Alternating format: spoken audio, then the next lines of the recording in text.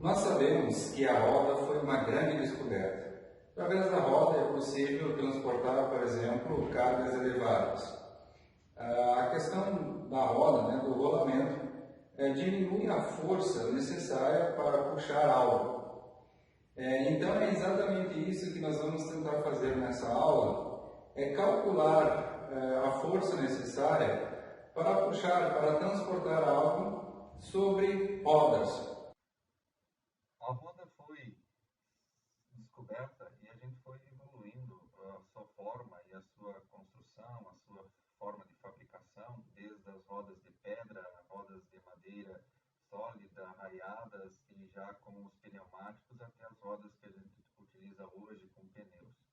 Existem as rodas ferroviárias, que elas são produzidas em aço, um aço especial, de diâmetro de até 1 metro, 1,5 metro de diâmetro para o transporte de grandes cargas. Existem também as rodas aplicadas nos sistemas de trem de pouso e um conjunto enorme de rodas para transportar cargas muito pesadas. Então, inicialmente a gente já fez cálculos de transporte de carga, de caixa, sendo arrastada sobre uma superfície. Quando a gente arrasta algo sobre uma superfície, tem ali a presença da força de atrito. A força de atrito, basicamente, a gente analisa como sendo a força normal, o peso do sistema normal, a superfície, vezes um coeficiente de atrito. Esse coeficiente de atrito, ele depende dos materiais envolvidos nas superfícies. Por exemplo, podemos considerar aço com aço, na mecânica bastante presente, ou mesmo aço com plástico, aço com borracha. Aqui, por exemplo, nós temos um piso de porcelana com rodas, por exemplo, de borracha, seria um atrito vinculado a esse tipo de material. A ideia aqui é fazer experimentos para que a gente veja mesmo essa questão das cargas quando a gente vai estar transportando algo sobre rodas. A presença aí do atrito, ele sim é importante até para que haja o rolamento das rodas, que elas girem. Se fossem superfícies muito lisas, tanto na roda quanto no chão, dificilmente essas rodas elas rolariam e sim deslizariam. A questão do rolar ou deslizar a gente já investigou, sendo importante ali a presença de força de atrito no ponto de contato entre a roda e o solo. Se a força de atrito é suficiente para segurar um torque de rolamento, então a roda vai girar, senão ela apenas vai deslizar. Existem situações em que a gente precisa fazer análise tanto do rolamento quanto do deslizamento, e em algumas situações a gente não sabe se vai rolar e deslizar junto, ou somente rolar.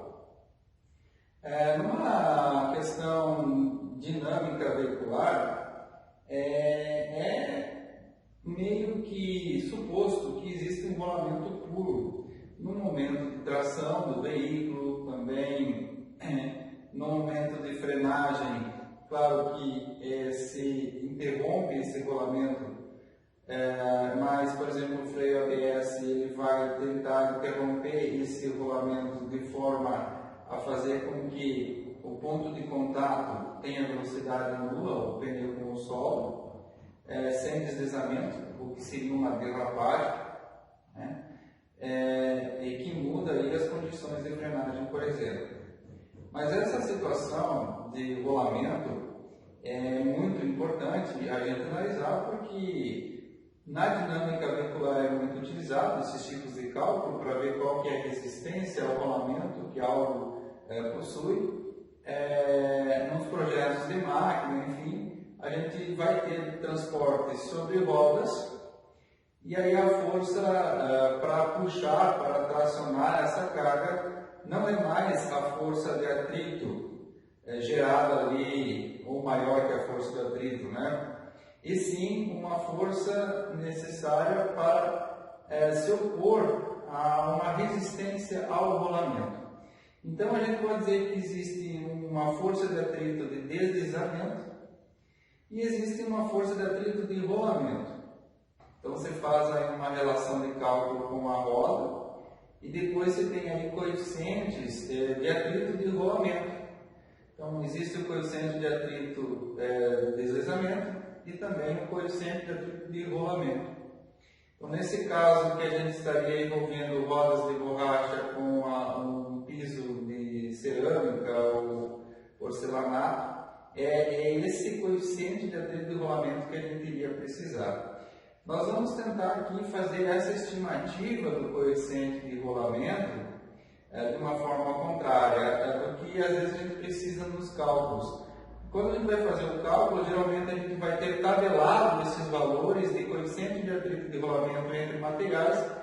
Como o raio da roda, a gente vai poder calcular as forças devido a essa resistência ao rolamento. Então, por exemplo, vou fazer o cálculo de força atrativa necessária para movimentar um veículo, com velocidade constante. Se esse veículo tiver aceleração, eu tenho aí a componente de inércia para acelerar esse veículo. Mas para manter depois ele numa velocidade constante, sobre as rodas, enfim, então eu vou envolver um coeficiente de atrito de rolamento de pneu e asfalto. Então isso já é bastante conhecido também. Por alguns experimentos, algumas tabelas a gente consegue encontrar. Então a ideia aqui basicamente é a gente tracionar ou puxar esse carrinho, um carrinho de madeira com 4 rodas. As rodas elas são rolamentadas com rolamento de rolo. É claro que tem aqui a existência de folga. E a gente também vai ver depois que existe uma resistência oferecida pelos próprios rolamentos, que aqui a gente vai tentar desconsiderar. Mas essa roda, ela é uma roda que nominal tem um diâmetro de 3 polegadas, 76,2 mm, mas depois a gente pega bem certo essa dimensão da roda porque ela é importante no cálculo. Então são 4 rodinhas.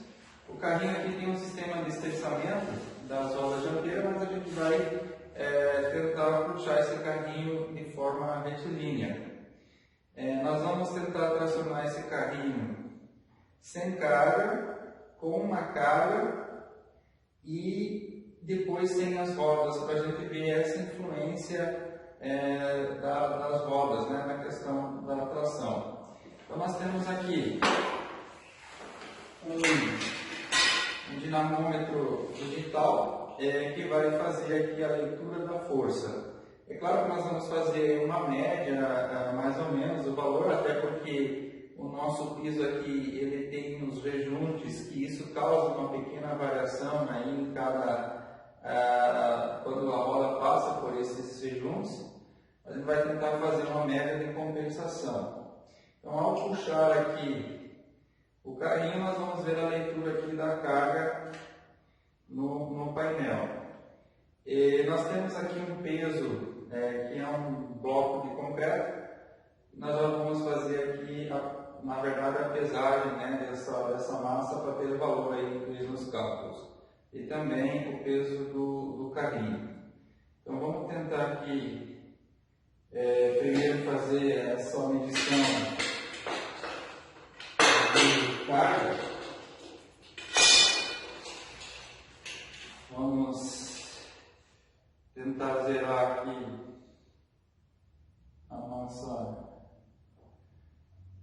nosso dinamômetro, que também serve como balança, dinamômetro vai medir força, aqui vai medir em quilograma, pode equivaler quilogramas força, e depois a gente transforma em newton pela aceleração da gravidade, pode fazer essa aproximação.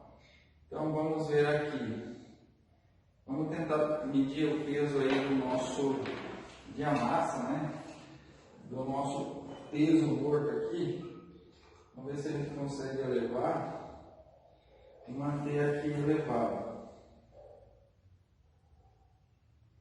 17,7 kg. 17,7 kg é a massa aqui desse nosso peso. Então, voltou para o zero, isso é bom. Vamos ver se a gente vai conseguir medir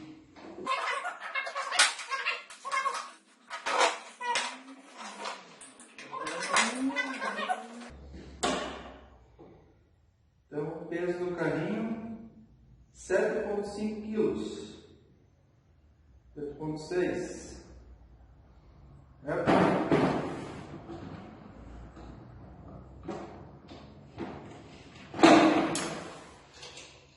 Então, beleza. A gente vai fazer aqui um dispositivo para a gente transformar o nosso carrinho aqui na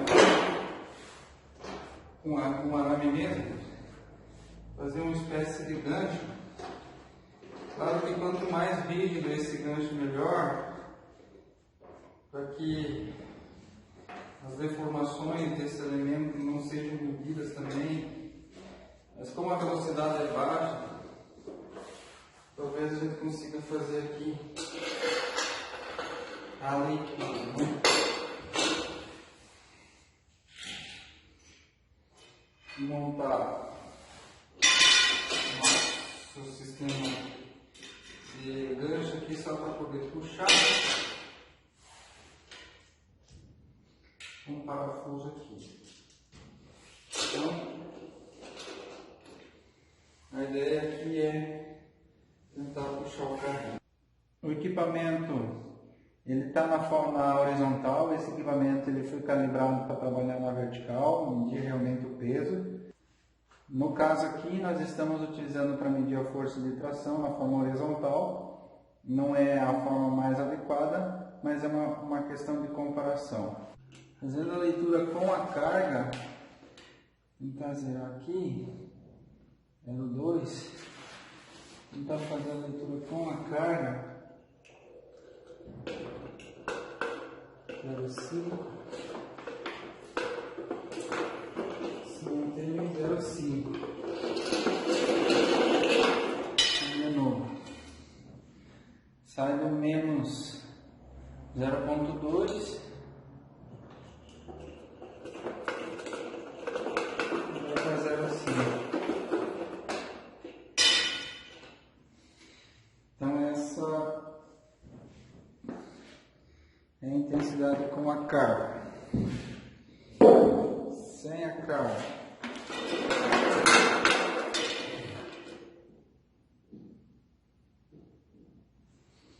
sem a carga, menos 4, para menos 2, mais ou menos. Agora a ideia é tirar as rodinhas.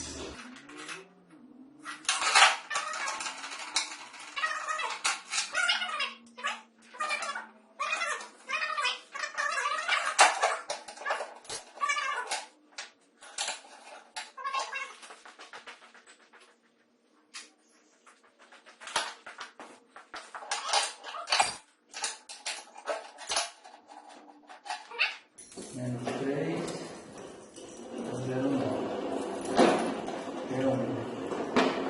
Divisão em 1 agora, né?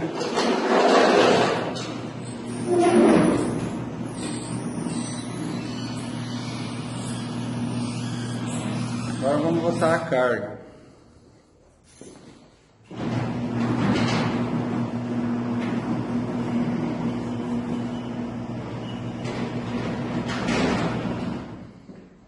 Menos 0,2. Vamos tentar tracionar aqui.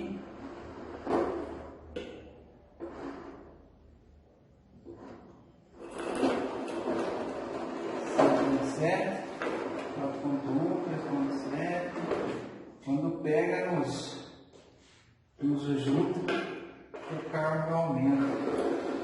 Fica em torno de 4,7. No intervalo de junte,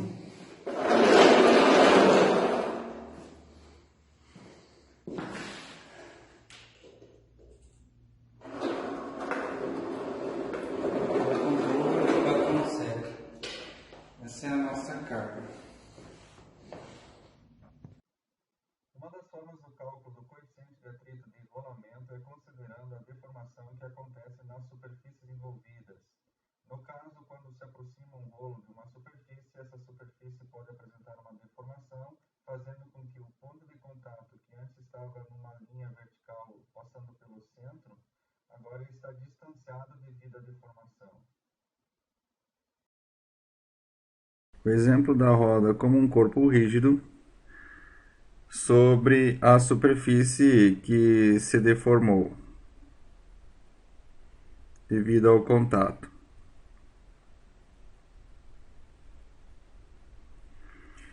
Dessa forma, nós podemos indicar aqui as forças presentes no movimento. Nós sabemos que esse ponto de contato ele recuou ou se adiantou, né, da linha de centro. Então, aqui nesse ponto de contato, nós vamos ter uma reação normal,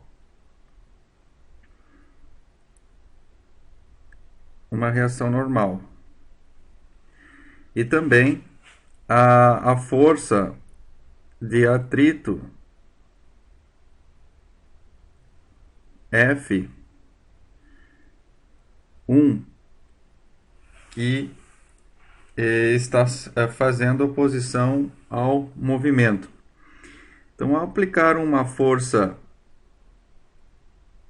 F nessa roda, né, como que a gente pode analisar esse tipo de situação? Eu quero conhecer essa força, né? Qual a força F que eu preciso colocar no meu sistema para que ele possa, então, rolar, mesmo havendo essa deformação. Ou seja, a gente considera que essa deformação vai provocar uma resistência ao rolamento.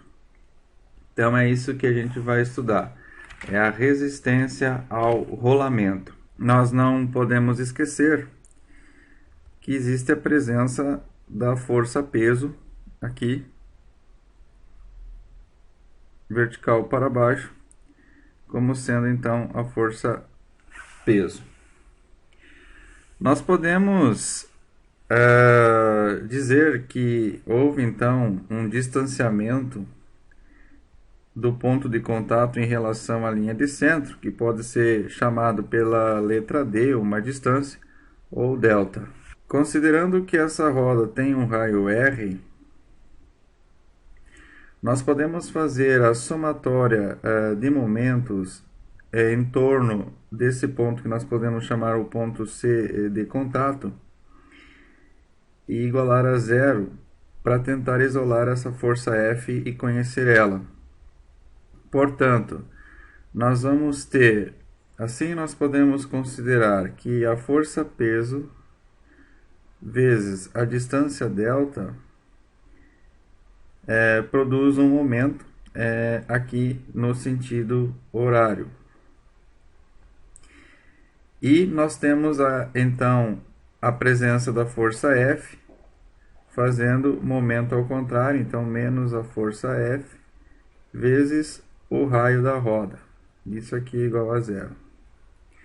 Se nós isolarmos F, nós vamos ver que nós podemos calcular essa força F conhecendo o peso do sistema vezes a deformação delta, né, o distanciamento que aconteceu sobre o raio da roda.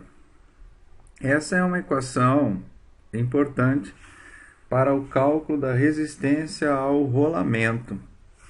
A força normal e a força peso, elas se equivalem, então nós podemos considerar que na roda nós temos que considerar que existe a força normal, né? Então, fazendo o equilíbrio das forças na direção y vertical, nós vamos ver que o peso é igual à força normal.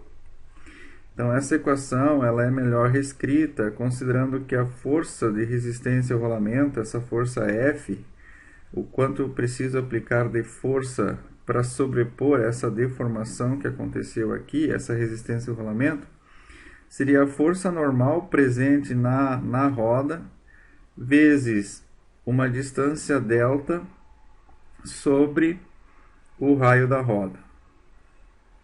Então, a força normal é uma força com unidade em newton, E essa relação de deformação delta, né, de distância delta sobre o raio, são unidades de medida. Então, se eu tenho a informação do raio da roda em centímetros, essa deformação aqui também precisa estar em centímetro para anular essas unidades e a gente ter o equivalente de força em Newton no caso. Então, se eu tiver, por exemplo, 2 rodas, 3 rodas rolando, eu preciso ver qual que é a reação em cada roda. Então, por exemplo, no caso, o peso de um sistema seria dividido aí pelo número de rodas, considerando que o ponto de contato então tem uma reação N, ou a gente precisa então conhecer as reações de apoio em cada roda.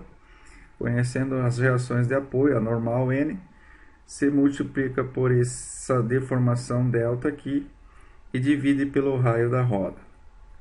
A princípio, essa equação nos revela algo muito interessante. Por exemplo, quanto maior for o raio da roda, né, menor, né, a proporção inversa aqui, vai ser a força para romper, né, ou para sobrepor essa resistência ao rolamento. Então, claro que quanto maior as rodas, mais fácil é tracionar uma carga, enfim.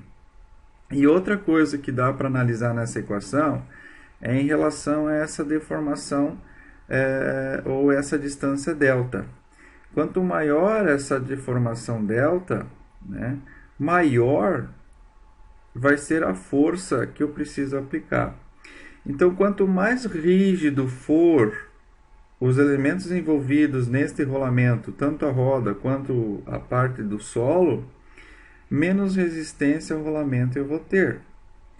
Então, pensando assim, eu poderia imaginar que a resistência ao rolamento oferecida por uma roda de vagão de trem, né, que é de aço, sobre os trilhos que também é de aço, vai ter uma resistência menor do que, por exemplo, um pneu de borracha no asfalto.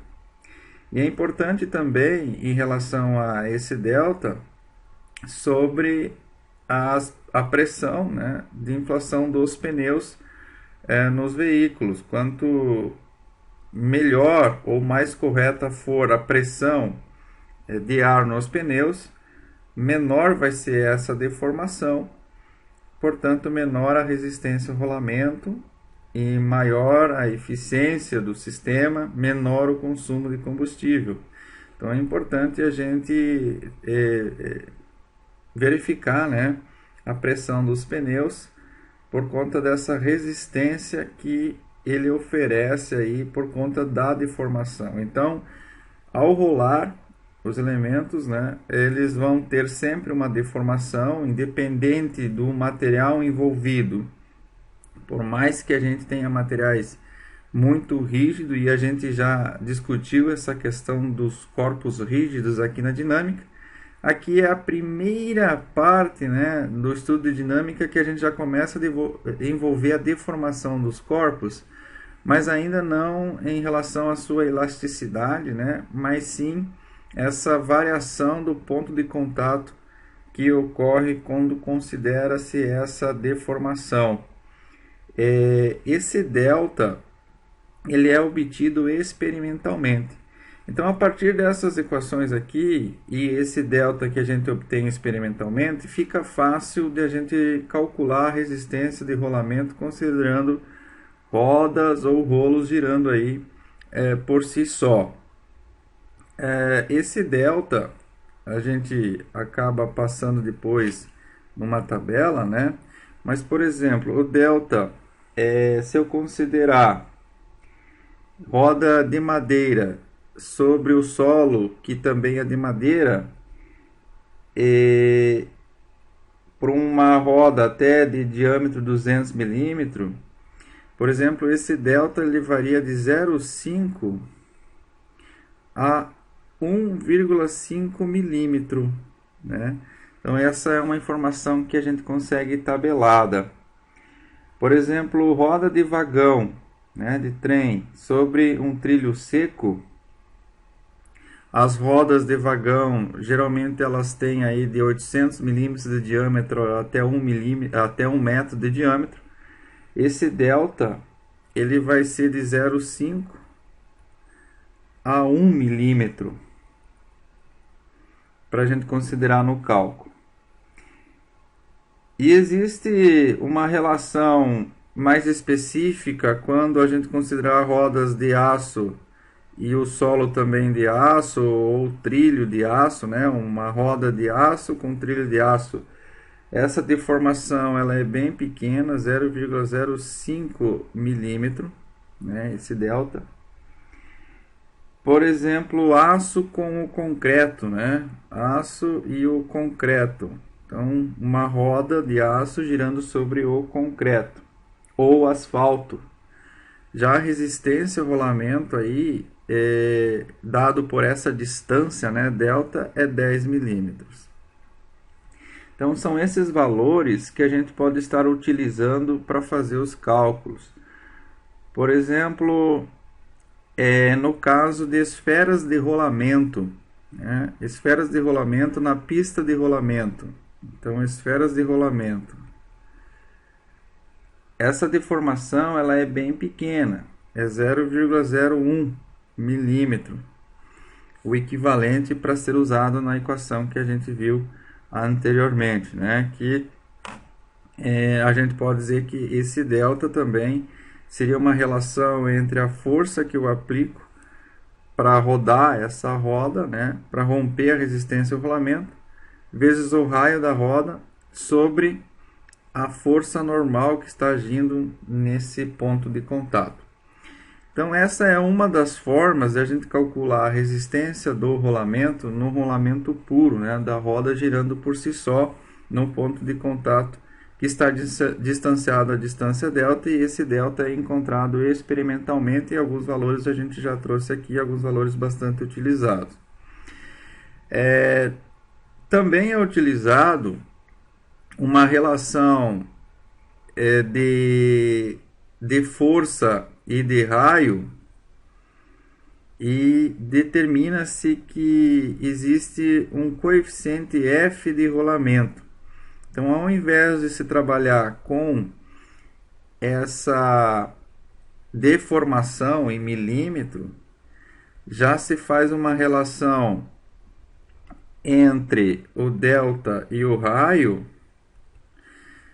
e a gente encontra muitas vezes tabelado já um coeficiente de atrito de rolamento.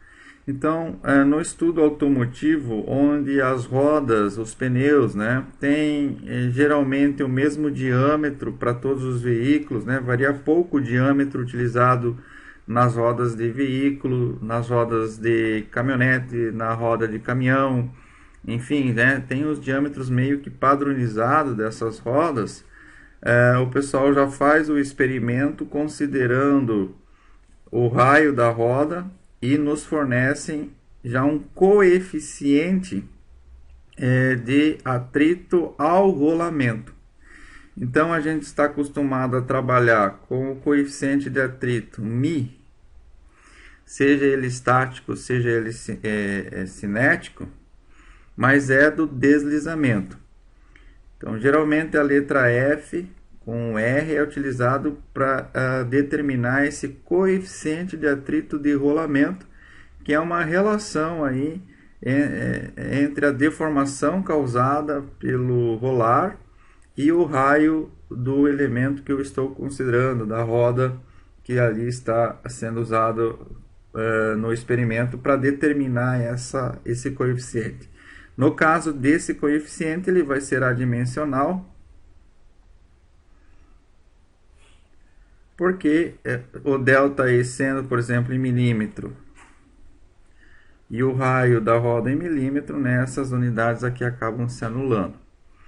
Então, a gente já conheceu aqui a primeira equação no cálculo da força de resistência ao rolamento, que pode ser encontrado então pela força normal presente na roda vezes essa deformação delta sobre o raio da roda, ou simplesmente, né, considerando isso aqui um coeficiente de atrito ao rolamento, a força F é igual a normal vezes esse coeficiente aí de atrito de rolamento.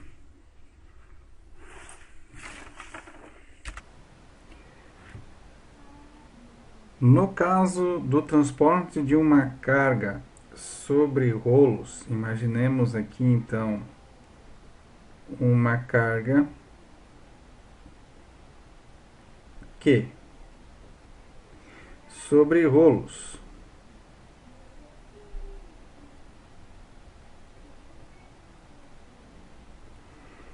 E aqui, no caso, o piso, o chão.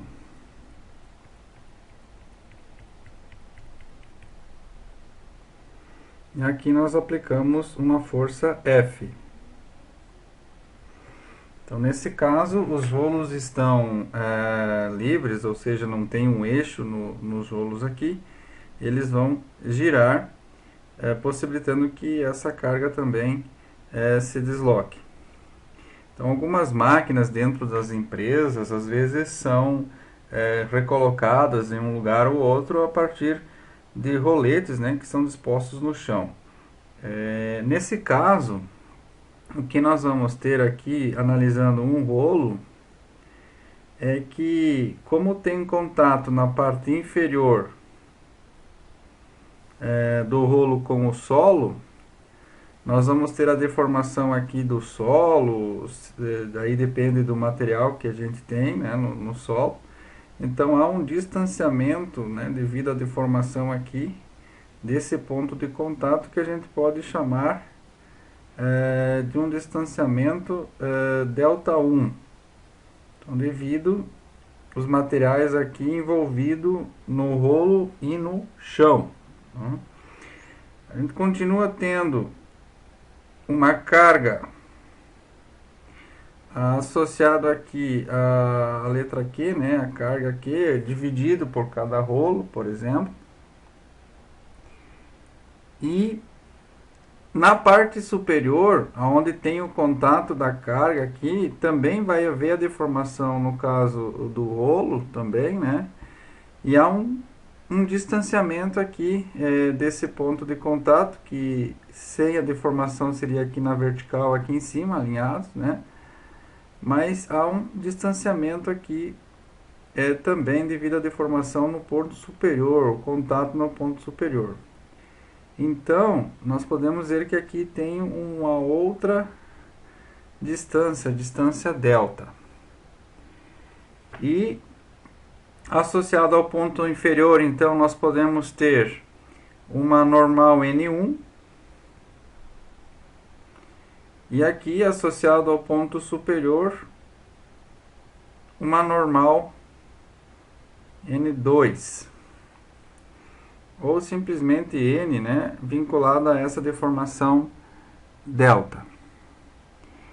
E aí, fazendo o mesmo equacionamento de somatório de força e somatório de momentos, nós podemos escrever aqui uma equação simplificada já para esse tipo de cálculo da força F sobre o transporte sobre rolos.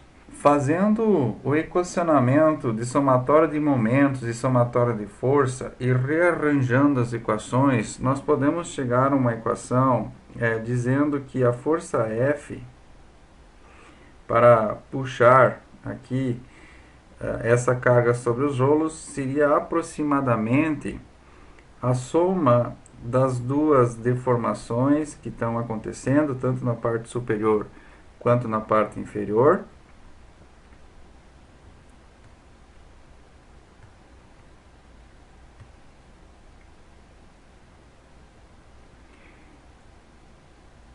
Sobre 2 vezes o raio dos rolos. Tudo isso multiplicando a carga Q. Essa é a situação que nós temos da carga distribuída sobre esses rolos. No caso do envolvimento do mesmo material no solo e em contato com a roda, e no caso da carga também, né, o material, essa base aqui da carga, é o mesmo material que dos rolos, as deformações delta e delta 1 vão ser iguais, né? Então vai ter duas delta aqui, simplificando. A força ela pode ser dita aqui como aproximadamente a deformação delta sobre o raio dos rolos vezes a carga Q que está distribuída sobre todos os rolos. Então lembrando que esse delta ele é definido experimentalmente, mas para alguns materiais aí, por exemplo, aço e aço, a gente já escreveu o seu valor.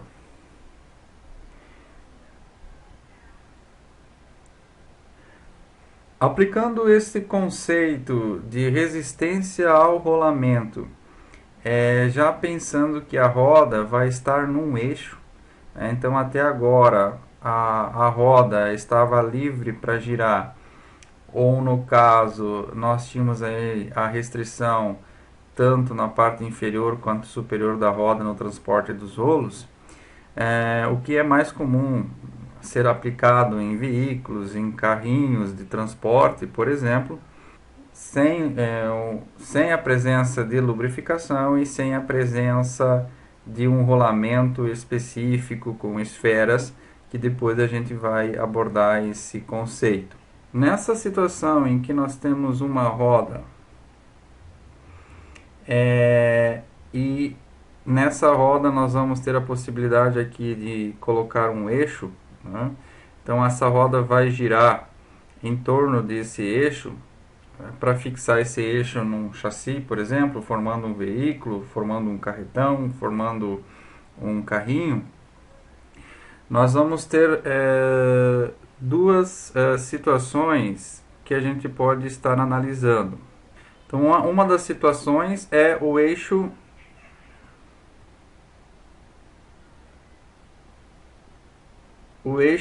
ele está mancalizado, vamos dizer assim. E a outra situação é que a roda ela está mancalizada. Já vamos entender isso. Então existe a situação em que o eixo gira, todo o eixo gira, e aí a roda está presa ao eixo aqui, solidária ao eixo, gira junto. Ou tem situações que o eixo ele é fixo e no caso é a roda quem gira. Então aqui o eixo é fixo, nessa roda mancalizada o eixo é fixo e a roda gira. É só a roda que gira. O que acontece nessa situação específica? O que acontece nessas duas situações, sendo o eixo girando ou só a roda girando, é o ponto de contato que se altera.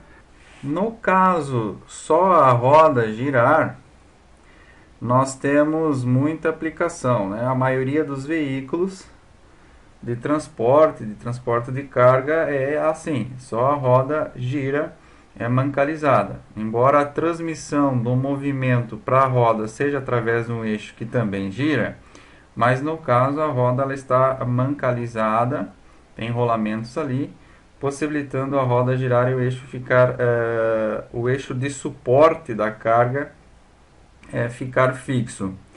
Não o eixo que transmite o movimento, né? O eixo que está suportando a carga. No caso do eixo mancalizado, ou seja, o eixo gira como um todo, né? As rodas estão presas ao eixo, vamos dizer assim, solidárias ao eixo, soldadas ao eixo ou prensadas no eixo, ajustadas com interferência no eixo. Um caso de aplicação é no sistema ferroviário. Embora possa ter sistemas em que as rodas são independentes no sistema ferroviário, uma roda gira independente do outro, principalmente nos vagões de carga, isso pode trazer instabilidade para o sistema. Então, para o sistema ser mais estável e funcionar corretamente como previsto o sistema ferroviário, os eixos dos trens, então eles são mancalizados e as rodas são presas neste eixo. Aí o eixo gira e as duas rodas giram, então, com a mesma velocidade, porque estão presas no eixo. Essa é uma característica muito específica no sistema ferroviário. Então, vamos pensar inicialmente na situação aqui 1, quando o eixo é mancalizado. Então, aqui só representando a parte do diâmetro do eixo, aqui nós podemos destacar que existe um diâmetro do eixo D, e o diâmetro da roda podemos considerar aqui a letra maiúscula Dzão. Então é importante a gente pensar. Quando o eixo ele está mancalizado, vamos aqui representar uma espécie de um mancal. A gente vai apoiar a carga aqui em cima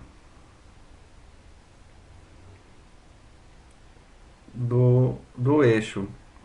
Então, nesse caso, a deformação que vai acontecer, vai fazer com que, se essa roda girar, para que o movimento seja para a direita, há um atraso aqui do ponto de contato, então esse ponto de contato ele deixa de estar aqui na vertical e vem numa posição angular diferente aqui numa nova direção, certo? Então aqui nós vamos ter no ponto de contato a força F, e aqui nós vamos ter então o peso ou a reação, mas na parte superior do eixo. No caso, considerando o caso em que eu tenho um eixo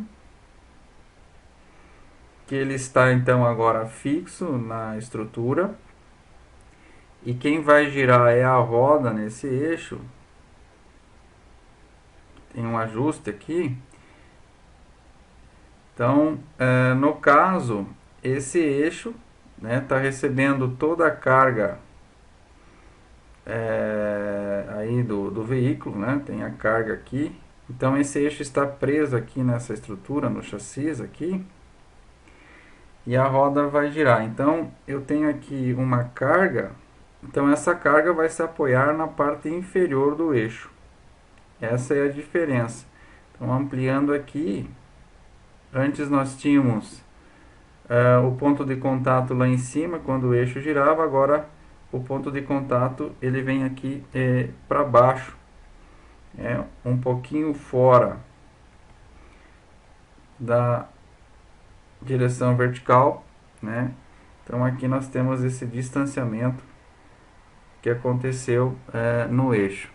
Então, no caso de uma roda que gira em torno de um eixo, principalmente aplicado aos veículos, só que lembrando, essa roda, esse eixo, ele não está mancalizado, não tem rolamento, está girando apenas sobre o próprio material, provocando deformação nos próprios materiais, seja da roda, seja do eixo ou seja do solo. Nós podemos calcular aproximadamente essa força F, pois há um rearranjo das equações considerando duas vezes a deformação delta dos materiais envolvidos, mais um coeficiente de atrito entre os materiais envolvidos, vezes o diâmetro do eixo, e mais uma relação da carga P que tem nessa roda sobre o diâmetro da roda. Então, uma equação um pouquinho maior aqui, no caso do cálculo para esses sistemas, que vai ter a questão da deformação no eixo e a questão da vinculação com a roda. Porque a roda está girando aqui, está deformando essa parte do eixo e está deformando aqui a parte inferior também. Então aqui fica uma equação para o cálculo.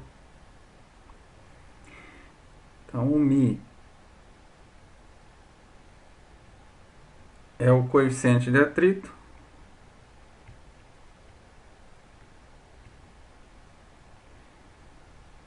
A gente vai considerar os materiais envolvidos, esse valor é tabelado. O delta é o deslocamento, que também é tabelado, né? Então, geralmente é dado em milímetro. E aí a gente precisa considerar o diâmetro D do eixo, aí no caso também vai ser em milímetro. O diâmetro Dzão é o diâmetro da roda. E o P, então, a carga existente na roda. A gente pode estar estimando a força F para fazer aí o cálculo da resistência ao rolamento em sistemas de rodas mancalizadas. Quando se trata de dinâmica veicular, essa resistência do rolamento oferecida nos veículos, ela vai ser às vezes mais facilmente calculada simplesmente pela relação que a gente já colocou, né? Essa força de resistência ao rolamento seria a força igual a normal presente na roda vezes um fator aí de rolamento ou de resistência ao rolamento. Esse fator vai depender também de algumas situações. Então, eu vou calcular para um veículo. Primeiro, eu vou saber qual o tipo de veículo, se é um veículo leve, um veículo caminhão, por exemplo. No caso, esse fator de rolamento, de resistência ao rolamento, ele é também definido experimentalmente para cada situação. E ele depende da velocidade, por exemplo, que o veículo vai estar exercendo. Ele vai depender das condições da pista, vai depender das condições aí do pneu, pressão e material envolvido no pneu, diâmetro do pneu. Então, tudo isso a gente precisa levar em consideração na hora de vincular esse cálculo, mas esses valores já são tabelados e o pessoal continua pesquisando. Então, toda vez que eu vou fazer um cálculo da dinâmica veicular e eu precisar saber a força que eu preciso impor, a força presente aí, para que algo se movimente, eu posso estar considerando essas equações, essa equação mais simples no caso, considerando o fator de resistência ao rolamento. É interessante mencionar que a roda, né, de um veículo é constituída aí, então pelo pneu, que vai estar sendo muito bem estudado nessas condições da dinâmica veicular. E aqui no eixo, né, tem a presença de um rolamento.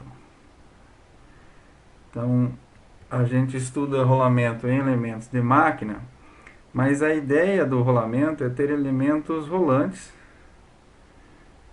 que auxiliam aí ou diminuem, né, a resistência ao rolamento se fosse apenas um eixo, né? Então, esses elementos rolantes ajudam na resistência do rolamento, né? Diminuem a resistência ao rolamento. E aí, nós vamos sempre vincular o cálculo dessa resistência de um rolamento, por exemplo, considerando o momento que ele está provocando, né? Um momento resistivo.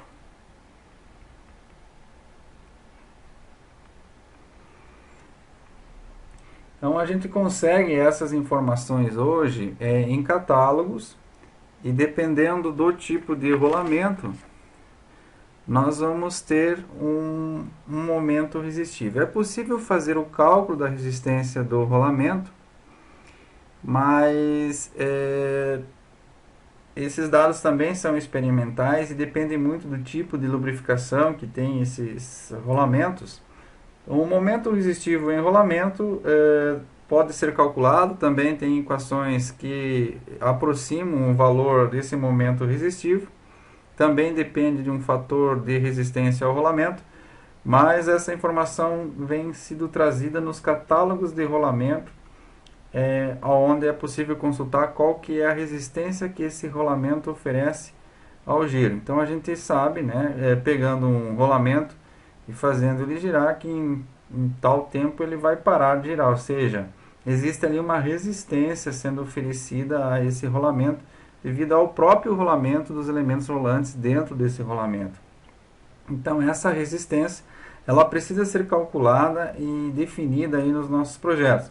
Então, uma máquina que tem 10, 20, 30 rolamentos, a gente vai precisar somar esses momentos resistivos dos rolamentos para que a gente consiga fazer o cálculo aí da potência necessária ou da força necessária ou do torque necessário para fazer algo se movimentar. Então, no próximo encontro, a gente discute essas questões das resistências oferecidas por peças específicas, como rolamento, como bucha e eixo apenas, como também cabos de aço sendo enrolados em um tambor. Nós temos aí deformação presente, então nós temos energia sendo dissipada aí, ou sendo necessária para deformar os elementos. Portanto, num cálculo de potência de uma máquina, a gente precisa estar considerando esses fatores.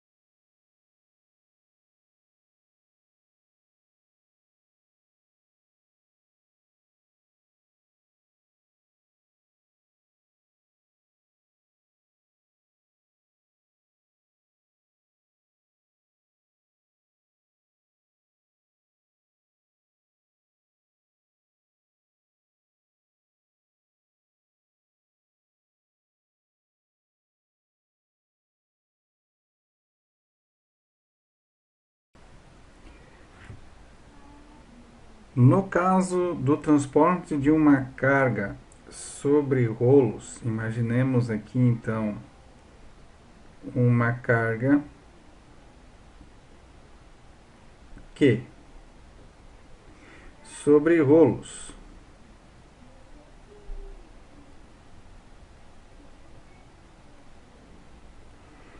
E aqui, no caso, o piso, o chão.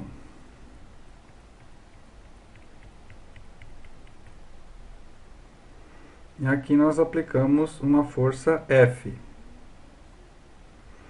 Então, nesse caso, os rolos estão livres, ou seja, não tem um eixo nos rolos aqui. Eles vão girar, possibilitando que essa carga também se desloque. Então, algumas máquinas dentro das empresas, às vezes, são recolocadas em um lugar ou outro a partir de roletes, né, que são dispostos no chão. Nesse caso, o que nós vamos ter aqui, analisando um rolo, é que, como tem contato na parte inferior do rolo com o solo, nós vamos ter a deformação aqui do solo, daí depende do material que a gente tem, né, no solo. Então há um distanciamento, né, devido à deformação aqui desse ponto de contato, que a gente pode chamar de um distanciamento ΔI. Então, devido os materiais aqui envolvidos no rolo e no chão. A gente continua tendo uma carga associada aqui a letra Q, né, a carga Q, dividido por cada rolo, por exemplo. E na parte superior, onde tem o contato da carga aqui, também vai haver a deformação no caso do rolo também, né?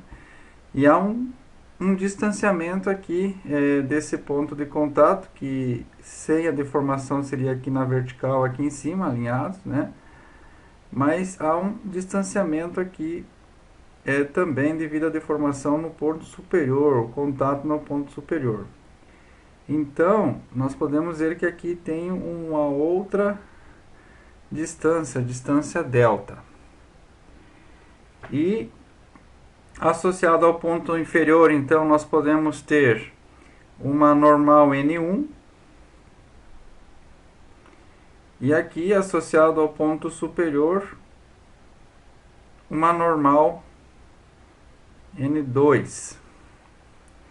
Ou simplesmente N, né, vinculada a essa deformação delta.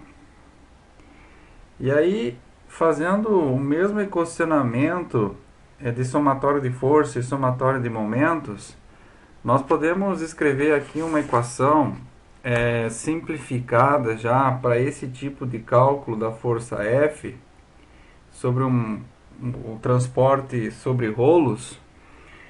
Na verdade, a gente pode dizer que a força F vai ser aproximadamente, porque a gente destaca aí na equação alguns termos de segunda ordem que vão sendo eliminados da equação.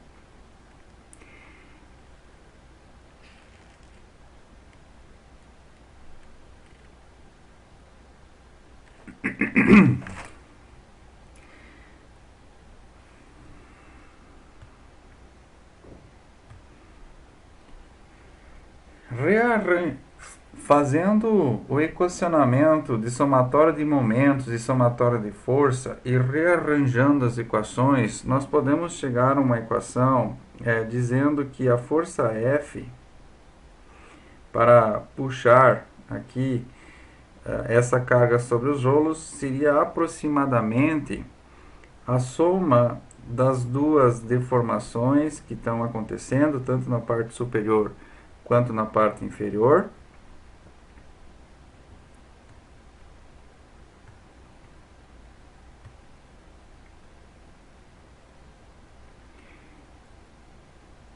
Sobre 2 vezes o raio dos rolos. Tudo isso multiplicando a carga Q. Essa é a situação que nós temos da carga distribuída sobre esses rolos.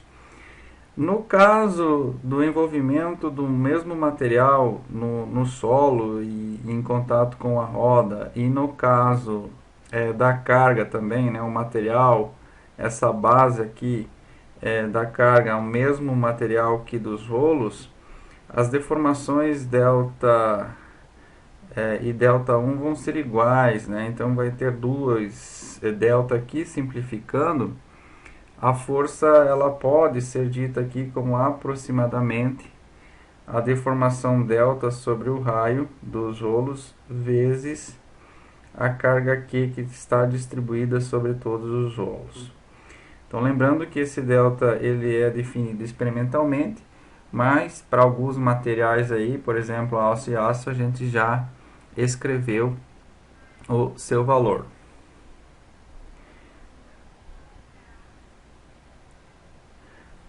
Aplicando esse conceito de resistência ao rolamento, já pensando que a roda vai estar num eixo, então até agora a roda estava livre para girar, ou no caso nós tínhamos aí a restrição tanto na parte inferior quanto superior da roda no transporte dos rolos.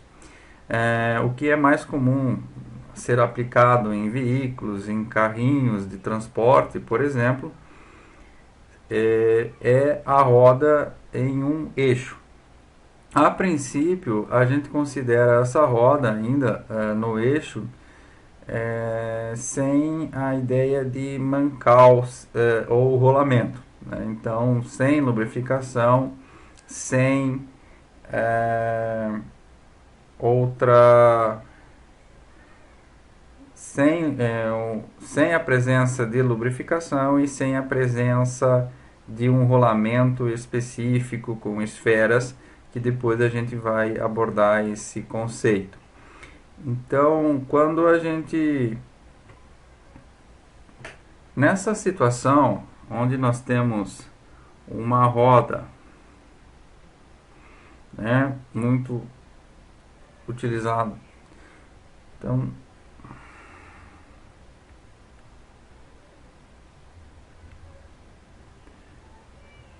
nessa situação em que nós temos uma roda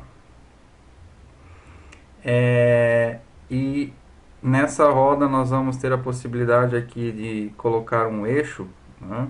Então essa roda vai girar em torno desse eixo para fixar esse eixo num chassi, por exemplo, formando um veículo, formando um carretão, formando um carrinho. Nós vamos ter duas situações que a gente pode estar analisando. A primeira situação é que a roda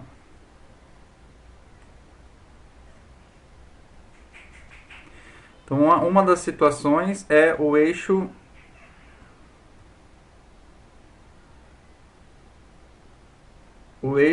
ele está mancalizado, vamos dizer assim. E a outra situação é que a roda ela está mancalizada. Já vamos entender isso. Então existe a situação em que o eixo gira, todo o eixo gira, e aí a roda está presa ao eixo aqui, solidária ao eixo, gira junto. Ou tem situações que o eixo ele é fixo e no caso é a roda quem gira. Então aqui o eixo é fixo, nessa roda mancalizada o eixo é fixo e a roda gira. É só a roda que gira. O que acontece nessa situação específica, né? O que acontece nessas duas situações, sendo o eixo girando ou só a roda girando, é o ponto de contato que se altera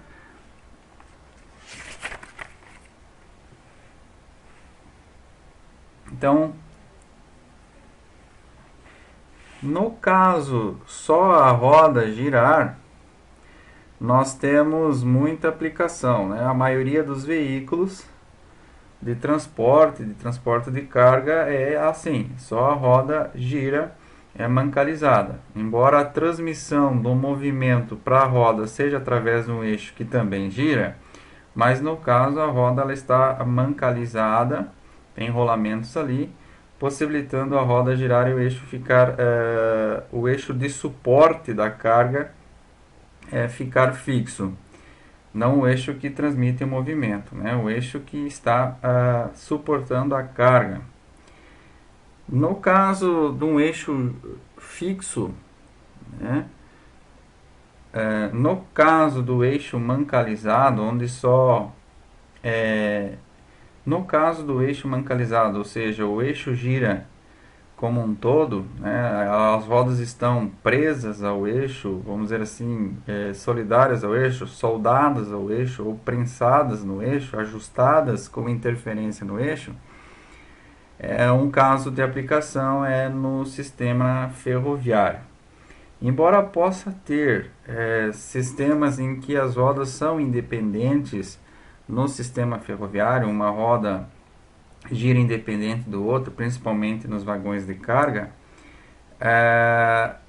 isso pode trazer instabilidade para o sistema. Então, para o sistema ser mais estável e funcionar corretamente como previsto o sistema ferroviário, os eixos dos trens, então eles são mancalizados e as rodas são presas neste eixo. Aí o eixo gira e as duas rodas giram então com a mesma velocidade porque estão presas no eixo. Essa é uma característica muito específica no sistema ferroviário. Então vamos pensar inicialmente na situação aqui 1, quando o eixo é mancalizado.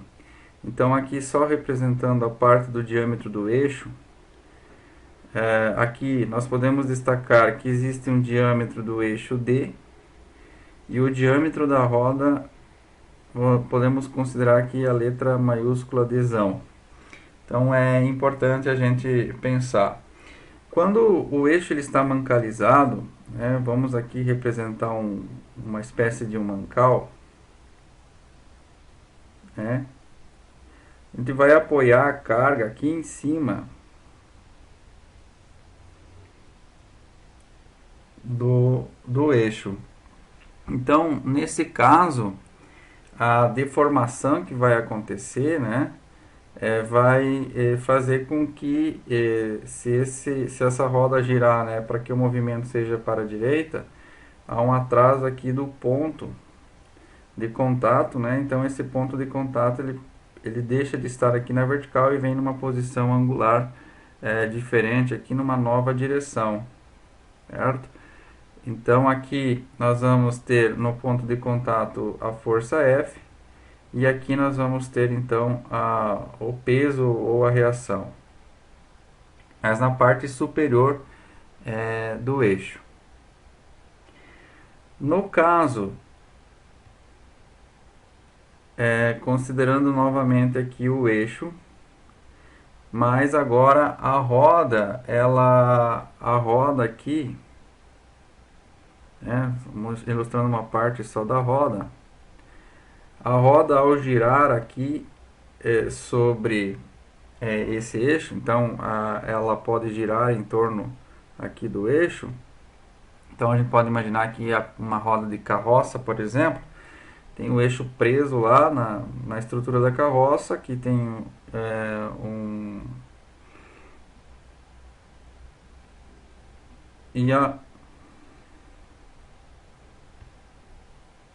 considerando o caso em que eu tenho um eixo e a roda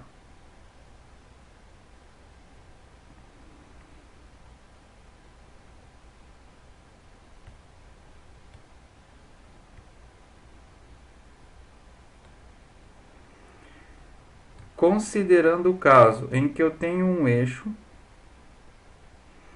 que ele está então agora fixo na estrutura e quem vai girar é a roda nesse eixo,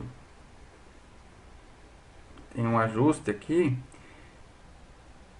Então, no caso, esse eixo está recebendo toda a carga aí do veículo, né? Tem a carga aqui. Então esse eixo está preso aqui na carga, no chassi, na estrutura. Esse eixo está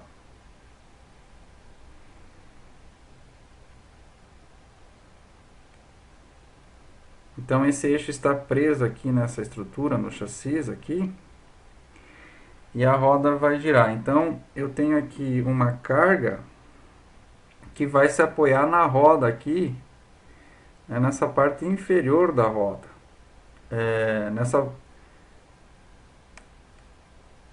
Então essa carga vai se apoiar na parte inferior do eixo. Essa é a diferença.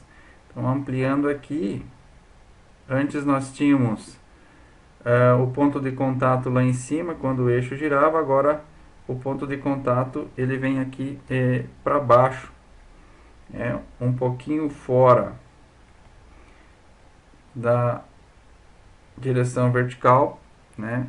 Então aqui nós temos esse distanciamento que aconteceu no eixo por conta de que a roda gira. Nesse caso, nós podemos chegar no final, depois de uma manipulação de cálculos, calculando a força F para puxar, então,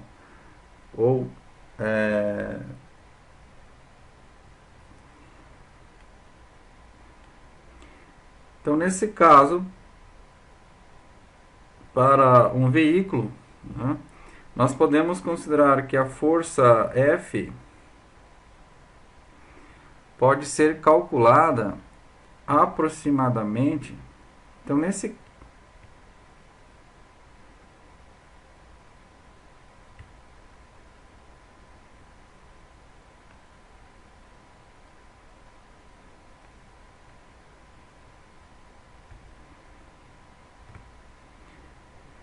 no caso de uma roda que gira em torno de um eixo, principalmente, né, aplicado aos veículos, só que lembrando, essa roda, esse eixo, ele não está mancalizado, não tem rolamento, está girando apenas sobre o próprio material, provocando deformação nos próprios materiais, seja da roda, seja do eixo ou seja do solo. Nós podemos calcular aproximadamente essa força F, pois há um rearranjo das equações, considerando duas vezes a deformação delta dos materiais envolvidos, mais um coeficiente de atrito entre os materiais envolvidos, vezes o diâmetro do eixo, e mais uma relação da carga P que tem nessa roda sobre o diâmetro da roda. Então uma equação um pouquinho maior aqui, no caso do cálculo para esses sistemas, que vai ter a questão da deformação no eixo e a questão da vinculação com a roda, porque a roda está girando aqui, está deformando essa parte do eixo e está deformando aqui a parte inferior também. Então pode ser aproximado esse cálculo no caso dos elementos.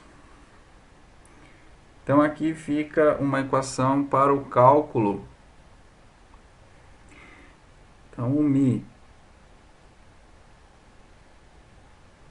é o coeficiente de atrito,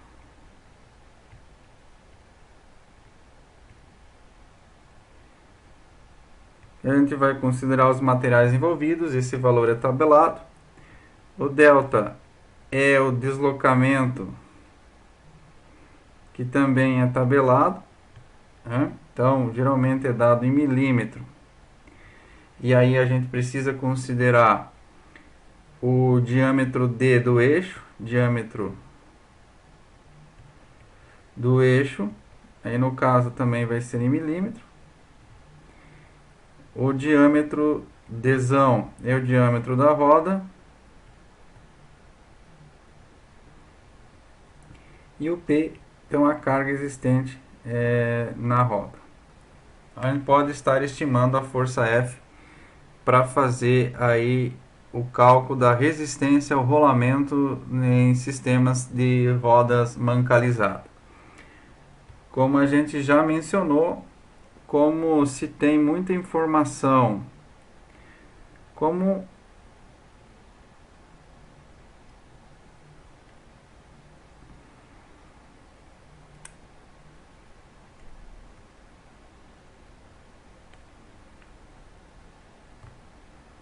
a gente já mencionou, no cálculo da resistência ao rolamento de veículos, então se tem um padrão, o diâmetro das rodas, e também para cada espécie, o tipo de veículo, e também o material do pneu.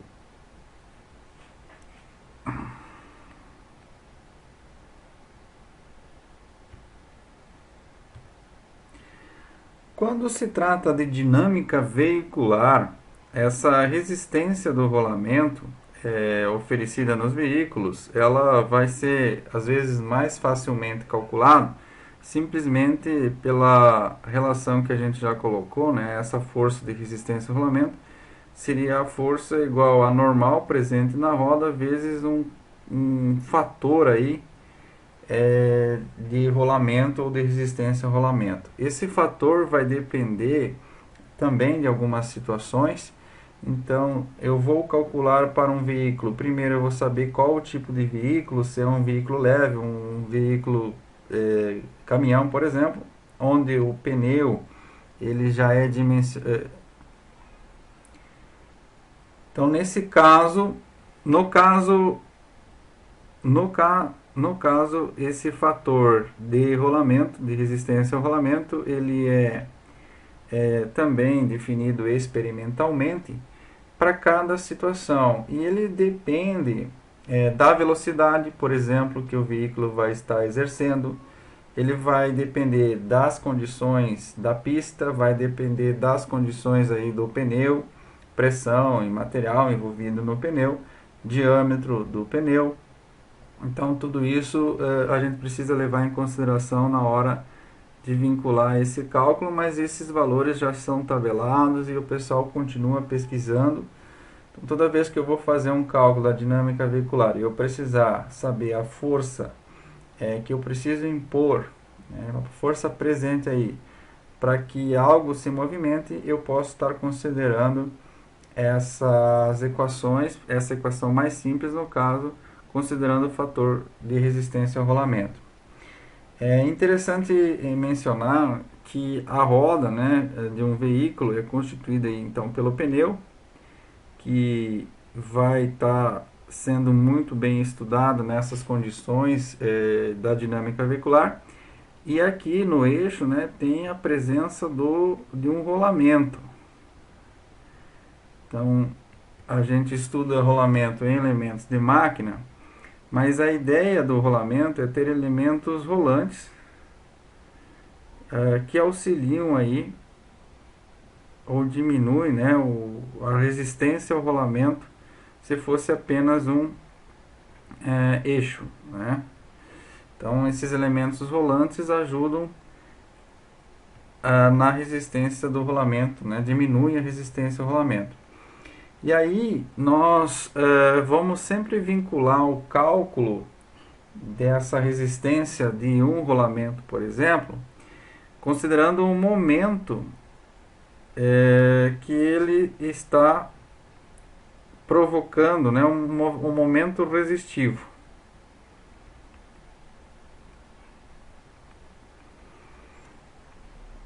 Então a gente consegue essas informações hoje em catálogos e dependendo do tipo de rolamento, nós vamos ter um momento resistivo. É possível fazer o cálculo da resistência do rolamento, mas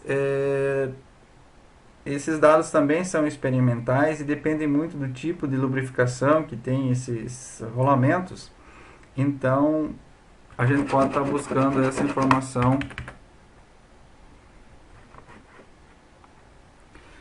O momento resistivo em rolamento pode ser calculado, também tem equações que aproximam o valor desse momento resistivo, também depende de um fator de resistência ao rolamento, mas essa informação vem sido trazida nos catálogos de rolamento, onde é possível consultar qual que é a resistência que esse rolamento oferece ao giro. Então a gente sabe, né, pegando um rolamento e fazendo ele girar, que em tal tempo ele vai parar de girar, ou seja, existe ali uma resistência sendo oferecida a esse rolamento devido ao próprio rolamento dos elementos rolantes dentro desse rolamento.